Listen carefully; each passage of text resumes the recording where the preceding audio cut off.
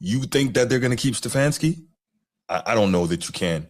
Especially, I think if you see that Shedeur really has something and you say, okay, this is my quarterback going forward, you got to get him something better to work with as a head coach. You have to. Hold on a second, Doug. Eddie, my brother Eddie. Shedeur Sanders scored 2 TDs in the fourth quarter. The momentum was on our side. What happened before that moment was irrelevant. It's already behind. It's over. He took the ball out of Shedeur's hand and put it into Judkins and told him, throw this pass 20 yards across the field. Took the momentum out of him. That was the plan. So you already saw if the play failed, you saw him scramble for a touchdown. That's true. You saw him make a play happen. Like, oh, it's not there. I got to go use my legs. I got to go. Yeah, he's a little more mobile than people think. I mean, no one's going to mistake him for Lamar Jackson, but he is more mobile than people think. Even though he's a pure drop back passer, he's got a little something. He can move a little bit. But he's moving to throw. Correct. Yeah, he always keeps his eyes upfield. Which is what I prefer. If the pocket moves, then the concept is that he's created space and now he's dangerous. If you notice, his big plays are always on the bootleg. Yeah.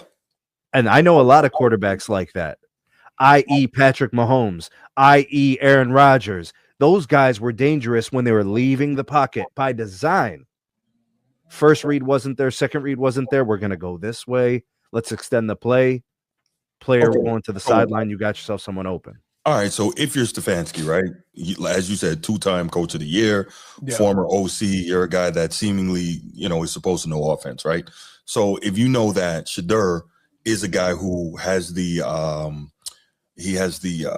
is it? They like to say that he holds the ball too long, right? He's got that kind of, I can't remember the word, but he's known for holding the ball too long because he is often looking to make plays downfield, right? Okay, cool.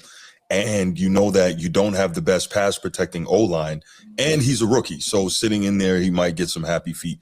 Why not build in some of that, roll the pocket, naked boot type actions? Well, it doesn't even have to be naked boot, right? Get some blocking out there with him, some bootleg type actions into your offense to get him, in a good place until he's a little more calm in the pocket, whether it's stepping up or sitting back there, going through the progressions, making the reads. Like, that would be smarter. But it just seems like, and I really tried to avoid this for a while, but it's now getting to be more and more, you can't ignore it.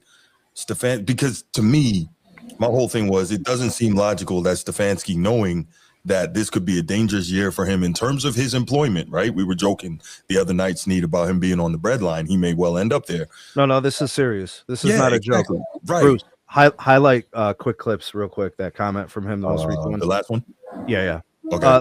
Let's talk about this. This man has won Coach of the Year twice. This man, you want to talk about continuity in a weird way? We're talking about a coach who has never had a better defense than this. Yeah. This is the defense he's ever had. And he has a bunch of draft picks that are making differences.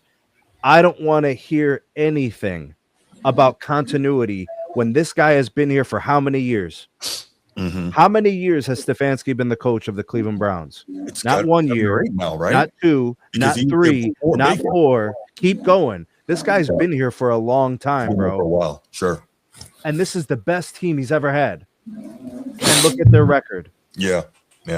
And he's had this quarterback on the bench. My point is you want to talk about continuity, and I'm with you that you want continuity. You want to have same face, same voice. You want to give a guy time to develop. There's nothing left to see from Kevin Stefanski. He is who he is.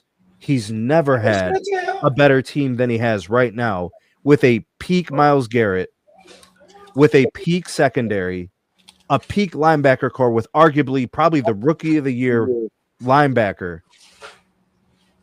And then offensively, his specialty, his offense, his specialty has been the weakest link. Man, fuck all that. I don't want to hear it about continuity.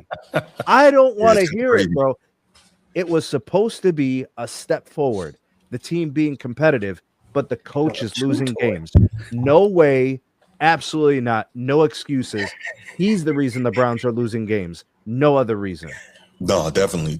And, but the reason why I was pushing back against that so heavily earlier in the season, when other people were telling me, like, Stefanski doesn't want to play. I'm like, why wouldn't he want to play him? Like, if he sees him in practice, he sees him after practice, whatever, he sees the tape. If he knows that Shedeur's got something that can help him, why wouldn't he want to play him? But it's kind of crazy. For whatever reason, he held off until he had no choice. Now he's all in. Quick Clips also says Shedeur is Tommy Reese's protege. Listen, I'm a Tommy Reese guy. Go Irish. But this Shedeur, I don't know how you could be somebody's protege when you're better than they were, but that's a different thing. I don't know. I'm not that impressed with what I'm seeing from Tommy Reese. And it's really weird because I'll just briefly, when he was the OC at Notre Dame under Brian Kelly and then under Marcus Freeman in his first year, I'm like, okay, this is good. He's maximizing what Notre Dame had talent-wise at that time. Then I'm like, okay, he's going to go to Alabama. He's got all those freaks to work with. That offense is going to explode. It didn't. When Saban left, he ended up getting let go too. He ends up in Cleveland. I think he was quarterback's coach last year, and now he's the OC. And I'm like, I still don't see anything. I don't know how he's still employed, but I mean, it is what it is. But regardless, I say all that to say, I think it's a stretch to say that Shedeur is Tommy Reese's protege. Shedeur is not average. No, he's not. Shedeur is not regular. Shedeur is above average and above regular. He's electric. Mm-hmm. He's exciting. Yeah. He can uplift a team with his play. I'm not talking about his wrist motion or his celebrations or his aura in social media. I'm talking about on the football field. He's a real life rookie coming in with very little preparation, putting his team in position to win games. Mm-hmm. And his coaches are letting him down. Yeah, I agree. So a rookie quarterback has 10 things going against him, and they all involve inexperience, and a lack of familiarity with the game. It's just catching up. You have so much to learn. So he has to do all that. Yeah. Now he has to fight his own coach on top of fighting the other team trying to kill him. So that's where we are. Yeah, no, it's Transformer. Let's get your thoughts, man. Chantel, the city of Cleveland loves Shedeur. Our stadium may not be full there. You sure see a lot of 12 jerseys, including the owner's daughter and grandkids with 12 jerseys on, right? That's beautiful. That's beautiful. Thank you for that information, Chantel. So this situation, it dawned on me. This reminds me of Super Bowl 49.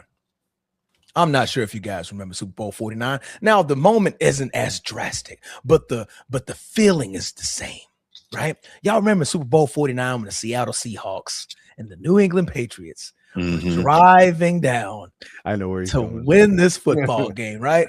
And there was a guy. He sits right behind Russell Wilson when you line up football. Skittles. His name was called Skittles, right?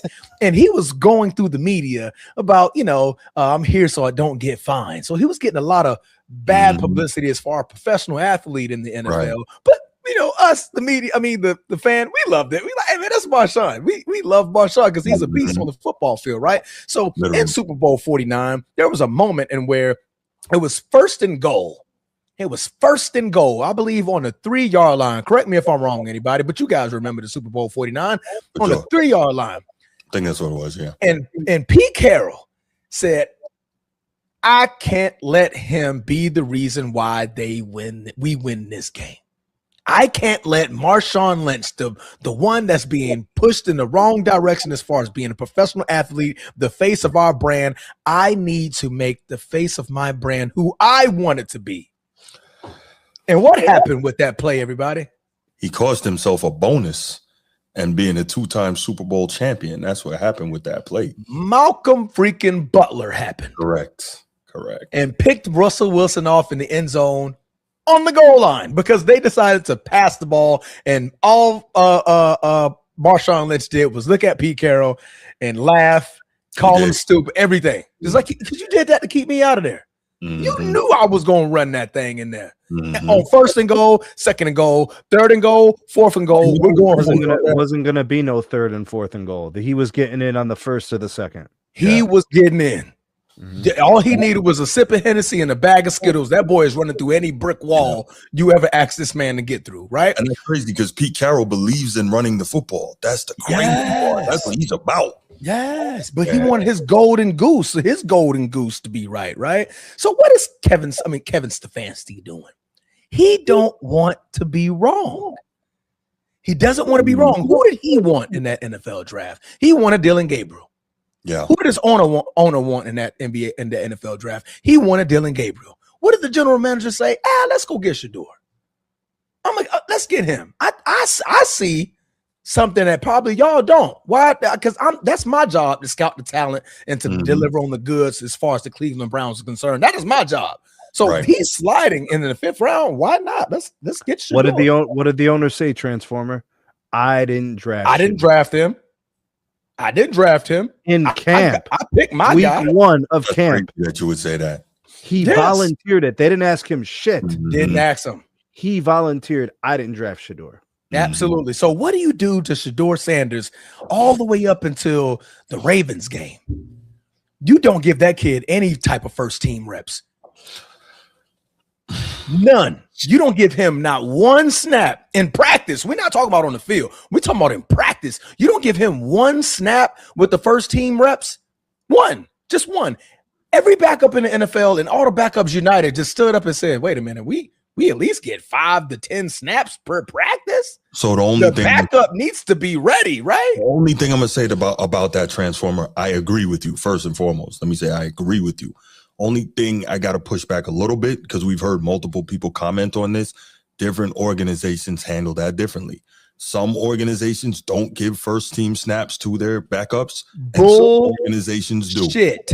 Dan Orlovsky said that he never got him when he was a backup. Not when you were the damn Cleveland Browns and you have no idea who your quarterback is. MVP, his backup would always get, 6 or 8 first team reps every practice. So it just depends on the organization. You don't give this man any type of first team. Not Bruce, I hear what you're saying. Different organizations handle shit differently. That's all I'm saying. But guess what?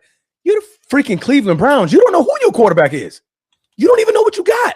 So Dillon Gabriel gets all of the reps over Shedeur Sanders after we saw him not once, not twice, not 3 times, but 4 times in back-to-back collegiate years, put the ball downfield. The same thing you saw in his freshman season in college, you saw in his senior year when he was in college. So why am I doing this? Okay, cool. I finally give the kid first team reps. Let's go ahead and pull up some numbers because I like numbers. I like getting a little fancy with it. And 9 freaking games played, Dillon Gabriel has passed for 937 yards with an average of 104 yards per game.